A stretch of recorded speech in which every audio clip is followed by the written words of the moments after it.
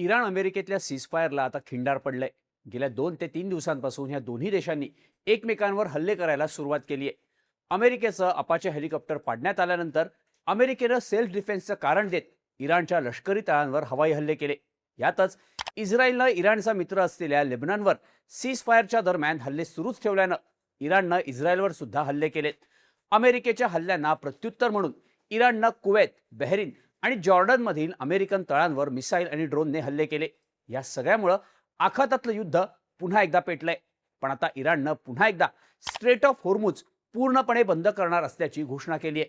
त्यामुळं आधीच होर्मुझमधल्या तणावामुळं जगाच्या इंधन पुरवठ्यावर परिणाम होत असतानाच इराणनं होर्मुझ बंद करण्याची घोषणा केल्यानं आता नवीन संकट उभं राहिलंय. हे सगळं होत असतानाच अमेरिकेनं भारतीय खलाशी असलेल्या जहाजांवर 2 वेळा हल्ले केलेत. यात 3 भारतीयांचा मृत्यू झाल्याची माहिती देण्यात येते.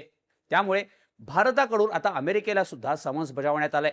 आखातातला तणाव पुन्हा का वाढलाय, इराण आणि अमेरिकेतलं युद्ध पुन्हा का पेटलंय आणि ह्याचे परिणाम काय होत आहेत त्याची स्टोरी सांगणारा हा व्हिडिओ. नमस्कार, मी शार्दुल आणि तुम्ही बघताय बोल व्हिडिओ. सगळ्यात आधी बोलूयात आखातातलं युद्ध पुन्हा भडकण्याची नेमकी कारणं काय.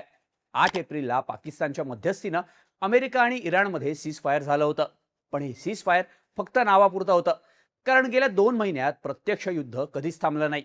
दोन्ही बाजूनं सीजफायरचं उल्लंघन वारंवार होत राहिलं. या सगळ्या युद्धाचा स्ट्रेट ऑफ होर्मुझ हा केंद्रबिंदू असल्यानं इथला तणाव कमी झाला नाही.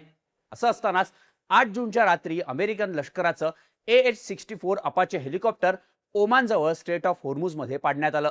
इराणी लष्करानं केलेल्या हल्ल्यात हे हेलिकॉप्टर पडल्याचा दावा अमेरिकेनं केला. इराणच्या IRGC कडून हा हल्ला केल्याचं मान्य करण्यात आलं, पण हा हल्ला ठरवून करण्यात आला नसल्याचं सांगितलं.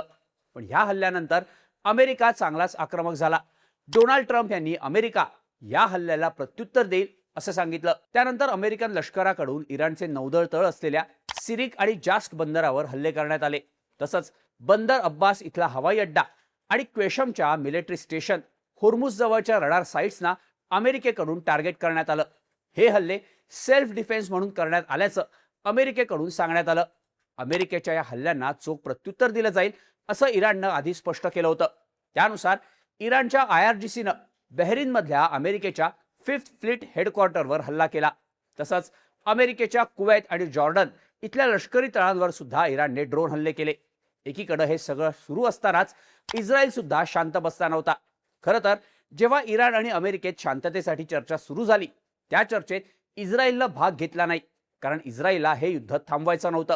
इस्रायलचं म्हणणं होतं की ते इराणसोबतचं युद्ध थांबवतील, पण लेबनॉनवरती त्यांचे हल्ले सुरूच राहतील.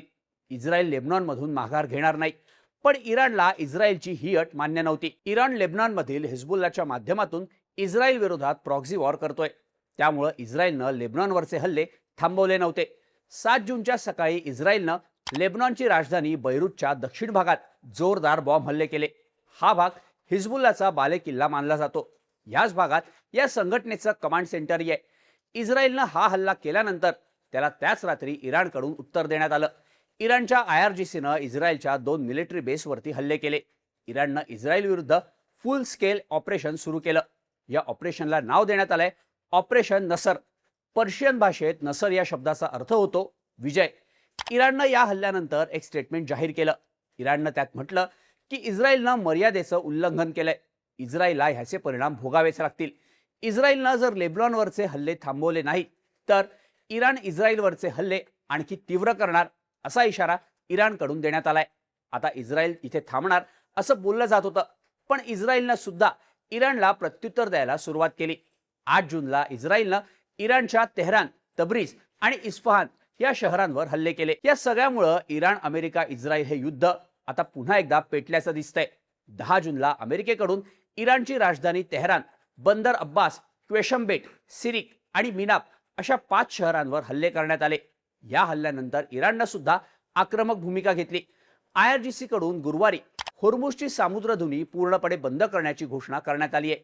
यामध्ये ऑइल टँकर्स आणि व्यापारी जहाजांना सुद्धा होर्मुझमधून जायला परवानगी नसेल असं इराणकडून सांगण्यात आलंय. होर्मुझमधून जाण्याचा प्रयत्न करणाऱ्या कोणत्याही जहाजावर गोळीबार केला जाईल अशी स्पष्ट धमकी सुद्धा इराणकडून देण्यात आली आहे. यामुळे आता होर्मुझमधल्या तणावामुळे कच्च्या तेलाच्या किमती सुद्धा वाढण्याची भीती व्यक्त केली जाते. इराणनं होर्मुझ बंद करण्याची घोषणा करताच जागतिक तेल बाजारात मोठी खळबळ उडाली आहे. होर्मुझ प्रत्यक्षात पूर्णपणे बंद होण्याआधीच तेलाच्या किमती वाढू लागल्या आहेत. फेब्रुवारीत आखातात युद्ध भडकल्यानंतर कच्च्या तेलाच्या किमती सातत्यानं वाढल्या आहेत. $60 ते $70 प्रति बॅरल हा कच्च्या तेलाचा दर मधल्या काळात $100 प्रति बॅरलच्या वर गेला होता. सीज फायर नंतर परिस्थिती नॉर्मल होईल असं वाटलं होतं. मध्यंतरी डोनाल्ड ट्रम्प यांनी सुद्धा युद्ध थांबण्याचे संकेत दिल्यानं कच्च्या तेलाचे भाव कमी व्हायला लागले होते. ब्रेंट क्रूडची किंमत $90 प्रति बॅरलच्या खाली येत असतानाच आता होर्मुझ बंद करण्याच्या इराणच्या निर्णयामुळे कच्च्या तेलाच्या किमती पुन्हा एकदा वाढताना दिसत आहेत. तसंच इराणनं होर्मुझमधून जाण्याचा प्रयत्न करणाऱ्या जहाजांवर थेट हल्ला करण्याची धमकी दिल्यानं आता तेलवाहू जहाजं सुद्धा होर्मुझमधून जाण्यासाठी तयार होत नसल्याचं सांगितलं जात आहे. यामुळं दुसऱ्या मार्गाने वाहतूक करण्याची वेळ आली तर प्रवास आणि इन्शुरन्सचा खर्च वाढल्यामुळे पुन्हा एकदा महागाई होण्याची चिन्ह असल्याचं सांगितलं जात आहे. तसंच याचा इंधनाच्या पुरवठ्यावर सुद्धा मोठा परिणाम होण्याची भीती व्यक्त होते. या सगळ्यात अमेरिकेकडून भारतीय क्रू मेंबर असलेल्या जहाजांवर 3 दिवसात 2 वेळा हल्ले करण्यात आले. 10 जूनला MT सेटेबेलो या ऑइल टँकरवर ओमानच्या आखातात अमेरिकेकडून हल्ला करण्यात आला.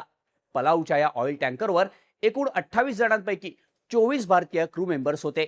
या हल्ल्यातून 21 भारतीयांना रेस्क्यू करण्यात यश आलं होतं, पण 3 भारतीय क्रू मेंबर्स हे बेपत्ता होते. पण गुरुवारी दुपारी माध्यमांमध्ये आलेल्या बातम्यांनुसार अमेरिकेच्या हल्ल्यात या तिन्ही भारतीय क्रू मेंबर्सचा मृत्यू झाल्याचं सांगण्यात येत आहे. याआधी सुद्धा 8 जूनला अमेरिकेकडून MT मॅरिवेक्सवर हल्ला करण्यात आला होता. त्यावर सुद्धा भारतीय क्रू मेंबर्स होते. अमेरिकेच्या या हल्ल्यानंतर भारताच्या परराष्ट्र मंत्रालयाकडून अमेरिकेला समन्स पाठवून या हल्ल्याचा निषेध करण्यात आलाय. व्यापारी जहाजांवरील हल्ल्याचा भारत निषेध करतो असं भारताकडून अमेरिकेला सांगण्यात आलंय. तसंच यावरून भारतीय खलाशांच्या सुरक्षिततेबाबत सुद्धा गंभीर चिंता व्यक्त करण्यात आली आहे. भारतानं अमेरिकेकडून हल्ल्याचं स्पष्टीकरण मागितल्याचं सांगण्यात येत आहे. पण आता जहाजावरून बेपत्ता असलेल्या 3 भारतीयांचा मृत्यू झाल्यामुळं आता भारत याबाबत कोणती भूमिका घेणार हे पाहणं महत्त्वाचं असणार आहे. तसंच इराण, अमेरिका आणि इस्रायलमध्ये पुन्हा पेटलेला हा संघर्ष आता आणखी किती चिघळणार, होर्मुझ बंद करण्याच्या इराणच्या निर्णयाचे कोणते परिणाम भोगावे लागणार याची सुद्धा भीती व्यक्त केली जाते. आखातात पुन्हा वाढलेल्या तणावाबद्दल, होर्मुझमधल्या परिस्थितीबद्दल तुम्हाला काय वाटतं याबद्दलच्या तुमच्या प्रतिक्रिया कमेंट करून नक्की सांगा. आणि अशाच माहितीपूर्ण व्हिडिओजसाठी बोल भिडूच्या YouTube चॅनलला सबस्क्राईब करायला विसरू नका.